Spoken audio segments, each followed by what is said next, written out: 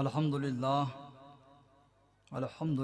रब्बिल आलमीन वल आक़िबतु लिल मुत्तक़ीन वस्सलातु वस्सलामु अला मन कान नबिय्यन व आदमु बैनल माइ वत्तीन अम्मा बाद फ़अऊज़ु बिल्लाहि मिनश शैतानिर रजीम बिस्मिल्लाहिर रहमानिर रहीम हल यस्तविल्लज़ीन यअलमून वल्लज़ीन ला यअलमून सदक़ल्लाहु मौलानल अज़ीम व सदक़ रसूलुहुल बशीरुन नज़ीर। आइए कुछ अर्ज़ व मारूज़ से क़ब्ल हम और आप सब मिलकर अक़ीदत व महब्बत के साथ अपने आका व मौला ताजदारे अरब व अजम फ़ख्र आदम व बनी आदम रहमतुल लिल आलमीन अनीसुल ग़रीबीन ताहा व यासीन अहमद मुज्तबा अरवाहुना फ़िदाह मुहम्मदुर रसूलुल्लाह सल्लल्लाहु तआला अलैहि व आलिहि वसल्लम की बारगाह बेकस पनाह में अदब व एहतराम के साथ दुरूद व सलाम का नज़राना पेश करें। अल्लाहुम्मा सल्लि अला सय्यदिना व शफ़ीअना व नबिय्यिना मौलाना मुहम्मदिन मअदनिन जूदि वल करम वालिही व बारिक व सल्लिम सलातन व सलामन अलैका या रसूलल्लाह। एक मरतबा और दुरूद व सलाम का नजराना पेश कर ले। मौलाया सल्ले व सल्लिम दाइबन अबदा अला हबीबिका खैरिल खल्क़ि कुल्लिहिमी हुवल हबीबुल्लज़ी तुरजा शफ़ाअतुहु लिकुल्लि हौलिन मिनल अहवालि मुक़्तहमी। इमाम इश्क़ व मोहब्बत अशाह इमाम अहमद रज़ा रज़ियल्लाहु तआला अन्हु व अर्दाहु अन्ना की ज़बान पाक में बारगाह रिसालत से इक्तिसाब फैज़ करते हुए कुछ अशार पढ़ लें। चमक तुझसे पाते हैं सब पाने वाले, या रसूल अल्लाह चमक तुझसे पाते हैं सब पाने वाले, मेरा दिल भी चमका दे चमकाने वाले। बरसता नहीं देख कर अब्रे रहमत, बरसता नहीं देख कर अब्रे रहमत, बदों पर भी बरसा दें बरसाने वाले। तेरा खाएं तेरे गुलामों से उलझें, तेरा खाएं तेरे गुलामों से उलझें, है मुनकिर अजब खाने गुर्राने वाले।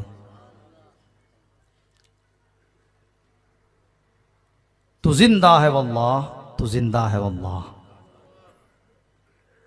बिल्कुल ईमान के पुख्तगी के साथ बारगाह रिसालत में जो भी अरीज़ा पेश करना वो पेश करें।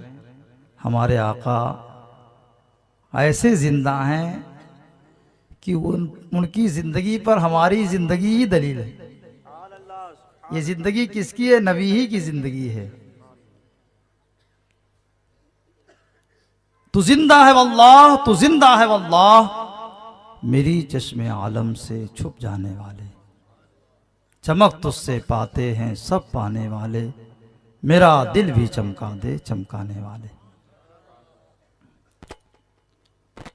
हज़रात, ये जो इल्म का खैरात बट रहा है, ये भी मुस्तफ़ा ही की मीरास है। क्योंकि मेरे आका सल्लल्लाहु अलैहि वसल्लम ने मीरास में वो चीज़ छोड़ी जिसमें कमी होने वाली नहीं है। बांटते रहो फैज़ उठाते रहो। इमाम गज़ाली रहमतुल्लाह अलैह फरमाते हैं कि अगर कोई उस्ताद किसी तालिबे इल्म से इसलिए मोहब्बत करे, कोई पढ़ाने वाला जिसको पढ़ा रहा है उससे इसलिए मोहब्बत करे कि इसकी वजह से मुझे ये मौका मिला कि मैं इस इल्म को बांट रहा हूँ, तो ये हकीकत में अल्लाह की मोहब्बत है। उस तालिबे इल्म से, उस मुतअल्लिम या मुतअल्लिमा से मोहब्बत इस बुनियाद पर है कि इसके जरिए हमको मीरासे नबी बांटने का मौका मिल रहा है, तो ये अल्लाह की मोहब्बत है। ये इल्म मिशकाते नबूवत से छनने वाला इल्म है। ये इल्म नूर है, जहां होता है वहां का माहौल मुनव्वर होता है।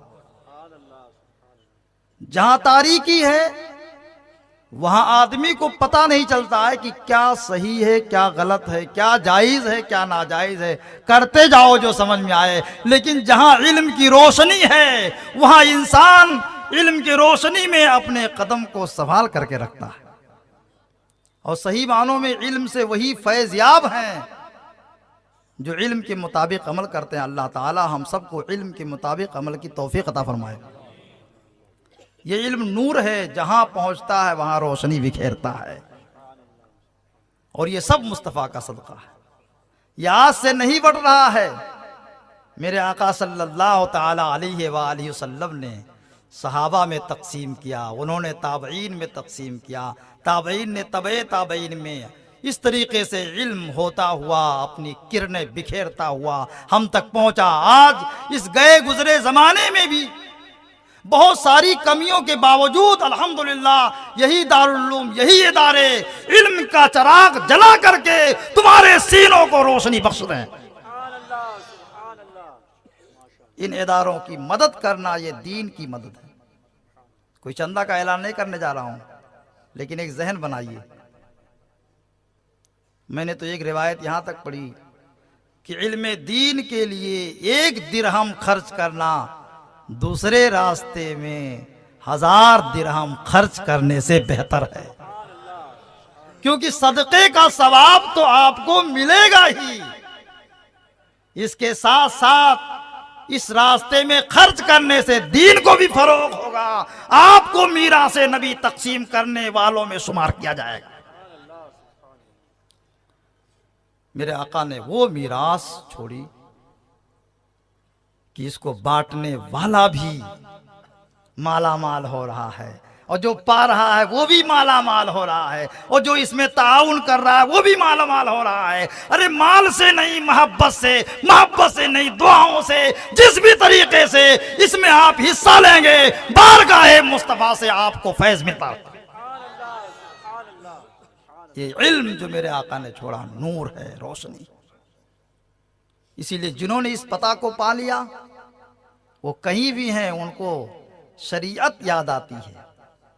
आज कुछ लोगों ने मजाक बना रखा है शरीयत का। लाल पीले कपड़े पहन लिए, उलमा का मजाक उड़ाते हैं। बड़ा अफसोस हुआ जब सुनने में आई एक बात मुझे कि एक बाबा गिरी करता है और कहता है कि गौसे पाक कहीं आलिम थे, माज़अल्लाह। ख्वाजा गरीब नवाज कहीं आलिम थे? तुमने पढ़ा ही नहीं।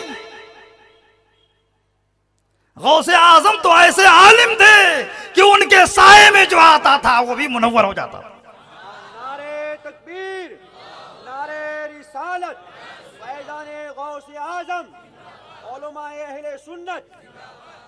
ख्वाजा आजम गरीब नवाज ऐसे आलिम थे कि जिधर उनका फैज़ाने करम घटा बन करके बरसता था, ईमान की रोशनी उनके दिलों को रोशन करती नजर आती थी। इंशाअल्लाह कुछ सुल्तानुल औलिया के ताल्लुक से आज बयान करूंगा, वो भी इल्म के हवाले से। शर्म नहीं आती ऐसे लोगों को कि अलिफ कलाम लट्ठा नहीं आता, अलिफ की हकीकत नहीं मालूम है, और गौसे आजम और गरीब नवाज पर ऐसी बात अपने ऊपर पर्दा डालने के लिए कि गौसे आजम आलिम नहीं थे। इन उलमा के करीब मत जाओ, ये हकीकत और है, तरीकत और है, शरीयत और है। अरे रास्ता कोई नहीं उनकी शरीयत के सिवा। ये मैं नहीं कह रहा हूं, ये मुहद्दिस आज़म हिंद कह रहे हैं।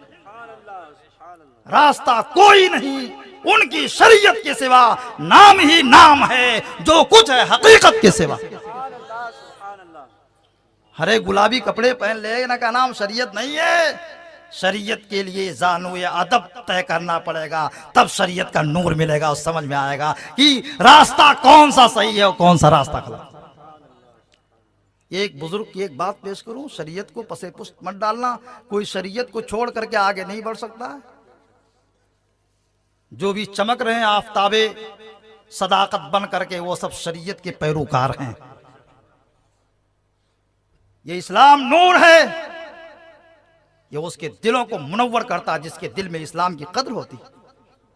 शर्म नहीं आती, घर के सामने त्रिशूल लगा रखा और तरीकत का पैगाम दे रहे हैं।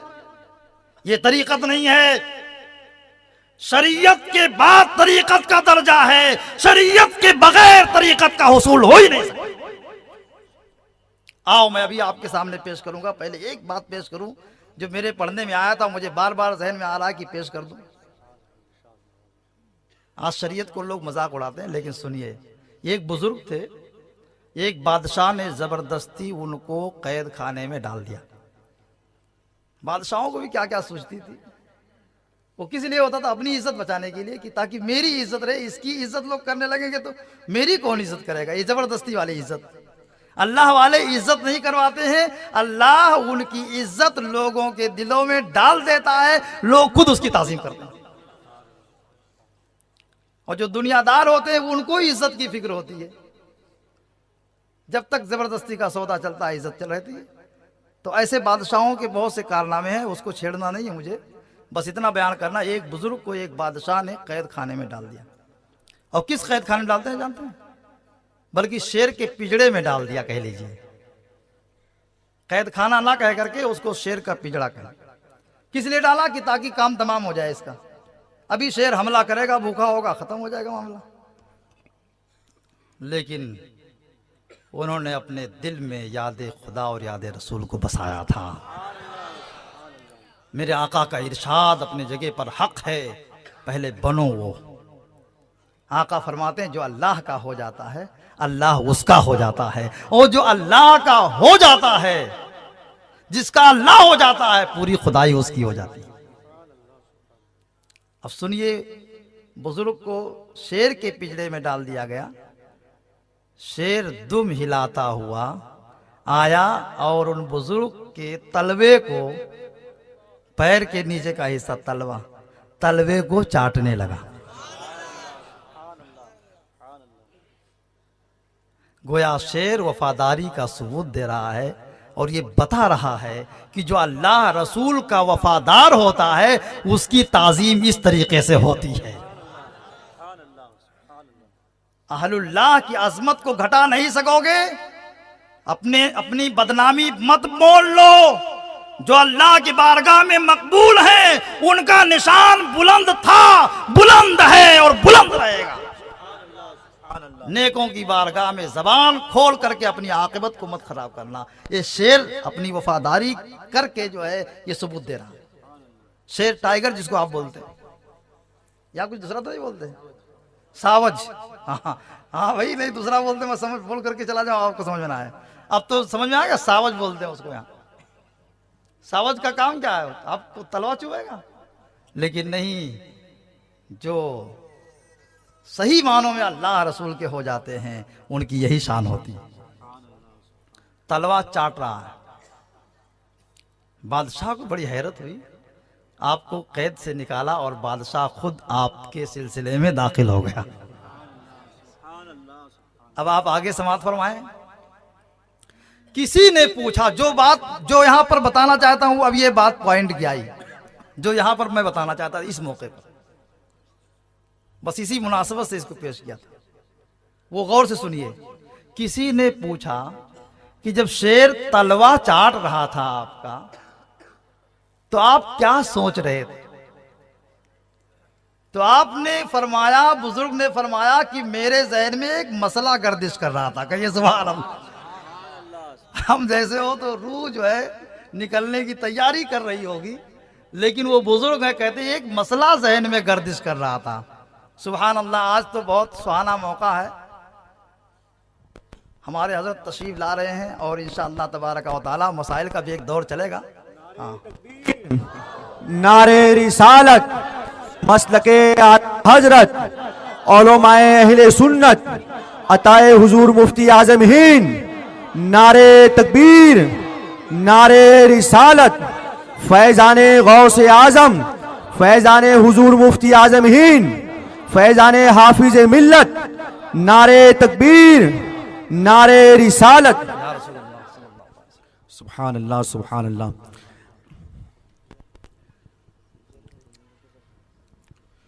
अताए हुजूर मुफ्ती आजम हिंद हज़रत अल्लामा मौलाना सैयद गुलजार अली बापू किबला तशरीफ़ ला चुके हैं। सैयद नहीं है भाई, हाँ नहीं जो है वही ऐलान की, सैयद नहीं। गुलजार साहब किबला तशरीफ़ ला चुके हैं। आप हजरात इनका दीदार करें और हजरत का पुरनूर खिताब भी समात करें।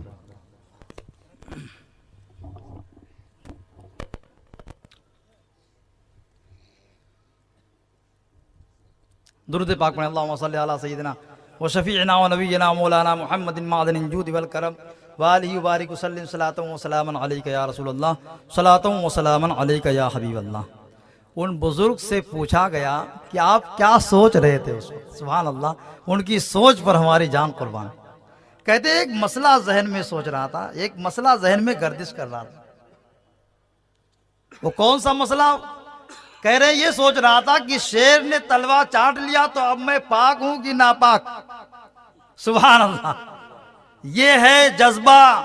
जब शरीयत मुताहरा पर अमल का ऐसा जज्बा इंसान के अंदर पैदा होगा तो उसका झंडा कभी झुकेगा नहीं, वो बुलंदी ही की तरफ बढ़ता रहेगा। आज तो हमारे अंदर दुनियादारी ज्यादा घर करती जा रही है। हजरात, अपने अकाबिर जो बुजुर्गाने दीन हैं, आप किसी को नहीं दिखा सकते हैं जिन्होंने इल्म ना हासिल किया हो। सुल्तानुल औलिया ख्वाजा आजम गरीब नवाज रज़ी अल्लाह तआला अन्हु जो हमारे बादशाह, और ऐसे बादशाह हैं कि दुनियादारों की हुकूमत तो बदलती रहेगी, लेकिन ये अताए रसूल हैं। मुस्तफ़ा जाने रहमत ने यहाँ की सल्तनत आपको अता की है जो हमेशा कायम रहने वाली है। सुभान अल्लाह, सुभान अल्लाह। ये दुनिया जब तक कायम रहेगी आपकी सल्तनत कायम रहेगी, और ये तो दुनिया वाली सल्तनत है, और आखिरत में भी आपका नाम रोशन रहेगा। तो आपको मैं बताऊं, सुल्तानुल औलिया गरीब नवाज के बारे में जब कहने वाले की तरफ से ये बात मिली कि वो कहीं आलिम थे, वो तो बाबा थे, गलत बात है। अपनी जहालत पर पर्दा डालने के लिए बुजुर्गों पर हमले मत करें, वरना बर्बाद हो जाएंगे। आखिरत तो बर्बाद है ही, दुनिया भी बर्बाद हो जाएगी, और कौम देख लेगी कि बुजुर्गों का गुस्ताख इस नतीजे को पहुंचता है। सुल्तानुल औलिया गरीब नवाज रज़ी अल्लाह तआला अन्हु की तारीख तो आपने बारहा सुनी होगी, बस मुख्तसर सा एक हिस्सा पेश कर रहा हूं कि जब आपने सब कुछ जो मीरास में मिला था आपको बेच करके, राहे खुदा में खर्च करके, घर बार छोड़ करके निकल गए। किस लिए निकले थे? इल्म के लिए।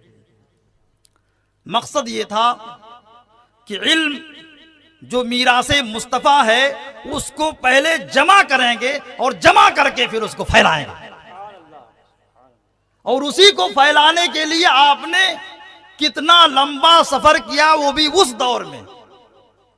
कहां से चल करके आप हिंदुस्तान तशरीफ लाए, और उन्हीं के खिदमात का नतीजा है जो हिंदुस्तान के गोशे गोशे में हनफियत और इस्लाम का झंडा बुलंद नजर आ रहा। हनफियत का भी झंडा गरीब नवाज का सदका है, भी सुन लीजिए आप। इस तक लोगों का जहन कम पहुंचता है। उलमा ने पीछे से दाद दिया, उसकी वजह यह है कि उलमा तारीख पढ़ते हैं। आज तो बाबागिरी दादागिरी के मामलात बहुत आगे बढ़ते जा रहे हैं। उलमा से करीब रहिए, बुरा ना लगे, हम तो आपके दरमियान रहते हैं, और कोई बहुत लच्छीदार तकरीर नहीं, आप सुनते भी रहते हैं हम क्या तकरीर करते हैं। कुछ बातें आपको बताना चाहता हूं, वहम के शिकार मत हों, यकीन और इस्तेहकाम पर रहें। हमारे लिए सबसे बड़ी दौलत इस्लाम है। इसी इस्लाम को लेकर के गरीब नवाज ने कहां से कहां का सफर किया और किस तरीके से पूरे हिंदुस्तान को सर किया, वो इस्लाम की ताकत थी जो गरीब नवाज रज़ी अल्लाह तआला अन्हु की अजमत को मनवा रही। आपने इल्म दीन हासिल करने के लिए कितनी दिक्कतें उठाई। आपने अपना वतन छोड़ा। उस वक्त इल्म मराकिज जो थे, समरकंद, बुखारा, और बगदाद और भी शहर हैं हिजाज मुक़द्दस के, मक्का मुकर्रमा, मदीना मुनव्वरा और इसके साथ साथ कूफा वगैरह। बहरकैफ गरीब नवाज का सफ़र किस तरीके से कहाँ तक पहुँचा। आपने अपना वतन छोड़ा, सबसे पहले आप निशापुर तशरीफ लाए, क्योंकि आपके वालिद गिरामी से इल्मी ताल्लुक़ रखने वाले बड़े बड़े उलमा उस वक्त निशापुर में मौजूद थे। गरीब नवाज का पूरा ख़ानदान इल्मी ख़ानदान था। हज़रत सैयद ग़ियासुद्दीन अलैहि रहमत व रिदवान खुद आलिम और शानदार हाफिज थे। गरीब नवाज की वालदा माहे नूर खुद हाफिज़ा कुरान थी, कुरान की हाफिजा थी। आपके वालिद गिरामी का गहरा इल्मी ताल्लुक जो है उस वक्त निशापुर के उलमा से था, इसलिए पहले वहां का कस्द किया और निशापुर से आगे बढ़ करके आपने समरकंद का कस्द किया। समरकंद में खास तौर से हजरत मौलाना हुसामुद्दीन मदनी जिस वक्त उनकी तूती बोलती थी सुल्तानुल औलिया, वहां गए और वहां पर जो है 5 साल उनकी खिदमत में रह करके इल्म दीन हासिल किया। एक वाकया भी उसी दरमियान में मैंने पढ़ा था, वो भी अर्ज कर दूं आपको। ये डाकू वाला जो वाकया है, बड़े पीर दस्तगीर सुल्तानुल औलिया गौसे आजम रज़ी अल्लाह ताला अन्हु का इसी तरीके से मिलता जुलता एक वाकया सुल्तानुल औलिया गरीब नवाज से भी मुताल्लिक़ है। इनको इसी इल्मी सफर में रास्ते में 2 डाकू मिले। आप सुनिए गरीब नवाज की जिंदगी को। 2 डाकू मिले जिन्होंने फकीरी भेष बना रखा था। गरीब नवाज की बारगाह में पहले तो यूं अर्ज गुजार हुए कि हम फकीर हैं, मोहताज हैं, हमें कुछ खिला पिला दे। सुल्तानुल औलिया तो बचपने से गरीब नवाज थे, आपने सब सुन रखा है। आपने जो कुछ खाने के लिए आपके पास था सब दे दिया। मशकीजा जो पानी का वो भी पीने के लिए दे दिया। ये कई वक्तों के शायद भूखे लगते थे, सब खा पी गए, चट कर गए। उसके बाद कहा कुछ है रकम, आपने थैली निकाली, कहा ये जो मेरे पास है ये लो रख लो, और होता तो और देते, मेरी तरफ से माजरत कबूल करो। उसके बाद सुल्तानुल औलिया का सफर आगे जारी हो गया, लेकिन इन दोनों के दिल में हलचल माजरत कबूल करो। उसके बाद सुल्तानुल औलिया का सफर आगे जारी हो गया, लेकिन इन दोनों के दिल में हलचल मच गई कि है कौन ये शख्स कि इसने सब कुछ हमें दे दिया, ये कहां जा रहा है, क्या खाएगा। ये दोनों दौड़ करके गरीब नवाज के पास पहुंचे कि आए मुसाफिर तू कहां जा रहा है। आपने फरमाया हम इल्म दीन के हुसूल के लिए निशापुर का कस्द रखते हैं, इल्म दीन हासिल करने के लिए निशापुर जा रहे हैं। वो सहराई सफर याद कीजिए, आज की के बस को भूल जाइए, एसी बस, सहराई सफर है, चले जा रहे हैं गरीब नवाज। इन दोनों ने कहा कहां जा रहे हैं, कहा कि मैं इल्म के हासिल करने के लिए। कहा सब कुछ तो हमें दे दिया, आपको भूख प्यास होगी तो आपका क्या होगा। उस वक्त सुल्तानुल औलिया गरीब नवाज ने फरमाया कि जिस रब ने तुम्हें खिलाया यहां पर, वही रब हमें भी खिलाएगा। सुल्तानुल औलिया की ये बात उन डाकुओं के दिल में चुभ गई, उन दोनों के दिल की दुनिया बदल गई और वहीं से कस्द किया कि आज से ये काम नहीं करेंगे। गरीब नवाज के हाथ पर ताइफ हो गए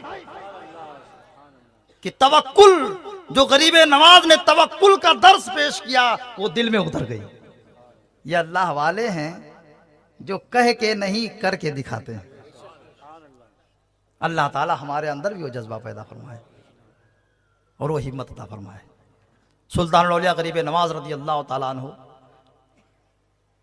समरकंद पहुंचे। हजरत अल्लामा हुसामुद्दीन रहमतुल्लाह अलैह की तूती बोलती थी। एक इदारा वो चलाते थे, दारुल उलूम। इस दारुल उलूम को कोई नया ना समझे कि आज का कोई पैदावार है, ये तो मेरे आका ही ने कायम किया था जो चल रहा है, और वही बढ़ रहा है जो मुस्तफ़ा ने वहां बैठ करके बांटा था, और मुस्तफ़ा ही का बढ़ रहा है। ये भी सुन लीजिए, ये तो करम है कि जिसके जरिए जिस तक चाहते हैं जो पहुंचाते हैं, वरना सब मेरे आका सल्लल्लाहु अलैहि वसल्लम का बढ़ रहा है। अल्लाह ने आपको दिया है, अब जिसको जो मिलेगा वो आपसे मिलेगा, सब कुछ मिलेगा सबको हमारे हुजूर से, चाहे जहां से मांगिए, नजदीक हो दूर से। मेरे आका की शान सुभान अल्लाह। अल्लाह ने अपने महबूब को दिया है, तुमको थोड़े दिया है। महबूब से मिलना है। अल्लाह यूती व अना कासिम, अल्लाह देता है और मैं बांटता हूं। हजरत सुल्तान औलिया गरीब नवाज की उमंग को और जज्बा को जब उस्ताद ने देखा, उस्ताद ने करीब कर लिया। रमजान शरीफ का महीना आया तो चूंकि आप खानदानी हाफिज थे, हिफ्ज करने कहीं और नहीं गए थे, आपके वालिद और वालदा दोनों हाफिज कुरान थे। गरीब नवाज ने अपने घर पे ही हिफ्ज कर लिया था। फारसी भी कुछ इब्तदाई किताबें घर पे ही पढ़ ली थी। आपको रमजान में तरावी सुनाने का मौका दे दिया गया। अब किस इश्क और वलवला भरे अंदाज में आप कुरान की तिलावत करते थे, उसका अंदाजा इसी वाकया से लगता है कि हजारों की तादाद में आपके पीछे कुरान मुकद्दस सुनने के लिए लोग जमा होते थे उस दौर में। ऐसी शोहरत बढ़ती गई और उस्ताद ने भी ऐसा करम फरमाया। जब जज्बा देखा तो फज्र की इमामत आपको सौंप दी। जो आपके मदरसे की दारुल की मस्जिद थी जिसमें आप इमामत भी फरमाते थे हजरत, उन्होंने फज्र की इमामत आपको सिपुर्द कर दी और फज्र में उस्ताद पीछे होता और शागिर्द हमारा आका हमारा गरीब नवाज आगे होता। कहिए सुभान अल्लाह। 5 साल के बाद जब सनद फरागत हासिल कर ली, जाने लगे तो उस्ताद ने कहा कि मेरे तरफ से ये आप को कहना है कि अगर आप रुकना चाहें तो ये दारुल हुसामिया मैं तुम्हारे हवाले करता हूं, मदरसे हुसामिया में तुम्हारे हवाले करता हूं, इसको संभालने। आपने माजरत पेश की कि अभी मुझे कुछ और हासिल करना है। उसके बाद उस्ताद ने कहा अच्छा ठीक है, जब आपको और हासिल करना तो मेरी एक गुजारिश मान लें कि बुखारा में हमारे बुजुर्ग हजरत अब्दुल्ला खवारज़मी बहुत बड़े मुफस्सिर और मुहद्दिस हैं, कुछ दिन उनके यहाँ रह करके कुछ और इक्तिसाब फैज़ कर लें। सुल्तानुल हिंद गरीब नवाज ने इसको तस्लीम कर लिया। वहां से 5 साल रह करके चले कहाँ, खवारज़म के बुखारा के तरफ। इमाम बुखारी भी वहीं के थे। आज ख़त्म बुखारी का भी इसी इदारे से प्रोग्राम हुआ। वक्त नहीं इतना है कि लंबी गुफ्तगू की जाए। बुखारा आप पहुंचे, हजरत अब्दुल्ला खवारज़मी रदी अल्लाह ताला अन्हु चौखट पर खड़े होकर के इंतजार कर रहे हैं। यहां से फोन कर दिया था, फोन का वजूद भी नहीं था। अरे अल्लाह वालों को ज़ाहिरी वसाइल की जरूरत नहीं होती है। जब उनका दिल रोशन होता है तो दूर और कुर्ब का कोई मामला नहीं होता है। जब अल्लाह के नबी के गुलामों का यह आलम है तो नबी पाक सल्लल्लाहु अलैहि वसल्लम से अर्ज करने में क्यों तुम्हारी नानी मरती है? वो हमसे दूर नहीं है, हम नहीं देखते हैं, ये हमारी निगाह का कसूर है। वो हमसे बहुत करीब है, वो हमसे हमारी जान से भी ज्यादा करीब है। जब हजरत गरीब नवाज चलने लगे थे हजरत मौलाना हुसामुद्दीन रहमतुल्लाह अलैह के पास से, तो एक खत उनसे लिया था। खड़े होकर इंतजार कर रहे थे, दिक्कतों को, सफर की सोबतों को, परेशानियों को बर्दाश्त करते हुए हमारा सुल्तान जब वहां पहुंचता है, देखता है कि हजरत दरवाजे पर खड़े कह रहे तुम्हारे इंतजार में हूं, लाओ वो खत जो हुसामुद्दीन ने तुम्हें दिया है। सुभान अल्लाह।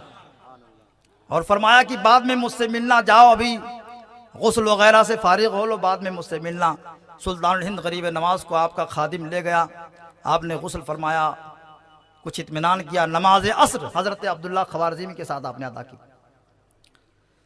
नमाज असर के बाद हजरत ने फरमाया कि मौलाना हुसामुद्दीन मदनी ने आपकी बहुत तारीफ की है और हमें भी आपकी पेशानी को देख करके लगता है कि आप उफ़क़े सआदत के आफताब बनने वाले हैं। फरमाते हैं कि मेरे पास फुर्सत नहीं है, मेरे पास वक्त नहीं है, लेकिन आपकी पेशानी को पढ़ करके मुझे कुछ और महसूस हो रहा है, इसलिए आपके लिए वक्त निकालूंगा। मैं यहाँ पर एक शेर सुना दूं। शेख सादी शिराजी का शेर याद आ रहा है। सआदत मंदों की सआदत की निशानियां अल्लाह ताला खुद जाहिर फरमा देता है। बालाए सरश जहोश मंदी मी ताफ्त सितारे सर बुलंदी, बालाए सरस, आपकी पेशानी से बुलंदी का सितारा खुद ही जगमगा रहा था। मैं पूरा तर्जमा नहीं किया हूं, बस खुलासा पेश किया हूं। उस्ताद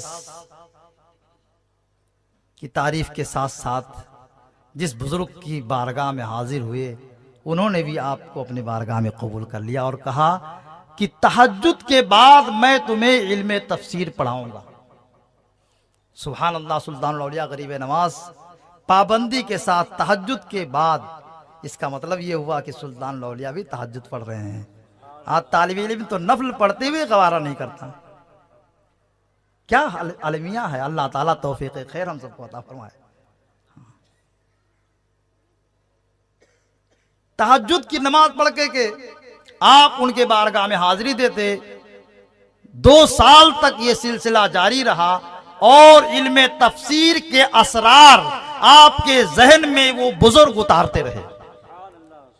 और ये नतीजा था इश्क़ कुरान का, कि जो कुरान का इश्क था उसका जो है फायदा आपको मिल गया कि कुरान अच्छा पढ़ते भी थे और कुरान के अच्छे समझदार मुफस्सिर भी थे।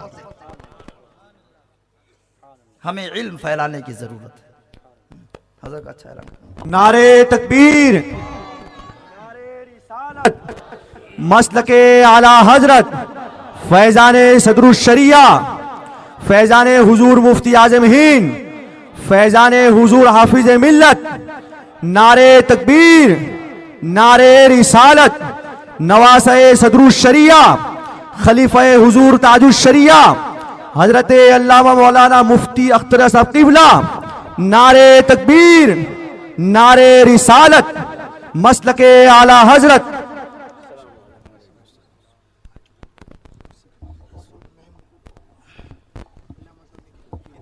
हुजूर महमूदुल उलमा, नारे तकबीर, नारे रिसालत।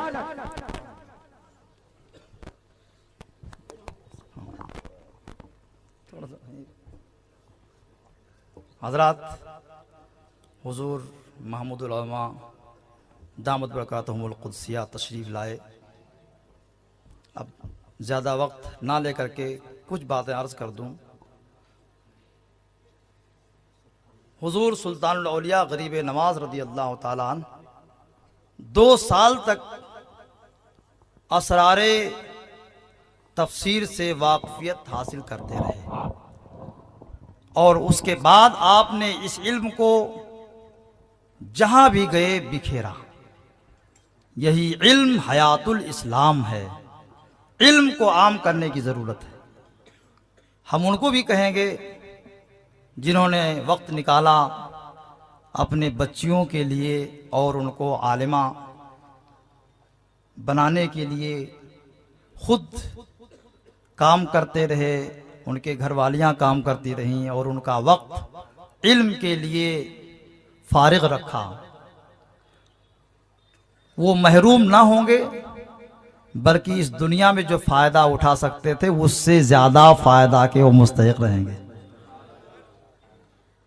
ये बहुत कम लोगों को मौका मिलता है और ऐसा मौका मिला है अल्हम्दुलिल्लाह। यहाँ तालीम के साथ साथ तरबियत भी जो मुझे ख़बर मिलती है उसके मुताबिक अच्छी है, इसलिए अपनी बच्चियों को इधर आमादा करें। और जो बच्चियाँ आलिमा हो गई हैं, अगर दीन की कहीं ज़रूरत पड़ती है और इदारे वाले उस ज़रूरत को आप पर ज़ाहिर करते हैं, तो अब थोड़ा सा और भी आपको वक्त की कुर्बानी देनी होगी कि ज़रूरत के मुताबिक और पूरे शरीयत के लिहाज से सारे वसाइल भी हैं, तो आप ज़रूर अपने बच्चियों को दीन की खिदमत के लिए भेजें और अपनी बच्चियों के लिए हो सके तो अच्छा से अच्छा रिश्ता तलाश करने की कोशिश करें, वलमा तलाश करें। इंशाअल्लाह तबारक व तआला उससे ये फ़ायदा होगा कि जब आपका दामाद भी आलिम होगा और आपकी लड़की आलिमा होगी तो इंशाअल्लाह दोनों के संगम से जहां भी रहेंगे दीन को भी फरोग होगा और उनकी औलाद को भी फरोग मिलता रहेगा। बस इसी पर मैं अपनी गुफ्तगू को ख़त्म करता हूँ। इंशाअल्लाह हम तो आपके सामने आते ही रहते हैं, हर जुमा को आपको मौका मिलता है और हम किसी लायक नहीं। ये तो इन्हीं आकाओं और इनके आकाओं का फैज़ान है जो हम जैसे गुनहगार को इस मकाम पर खड़े होने का अल्लाह ताला ने मौका अता फरमाया। वमा अलैना इल्लल बलाग। अस्सलामु अलैकुम व रहमतुल्लाहि व बरकातुहू।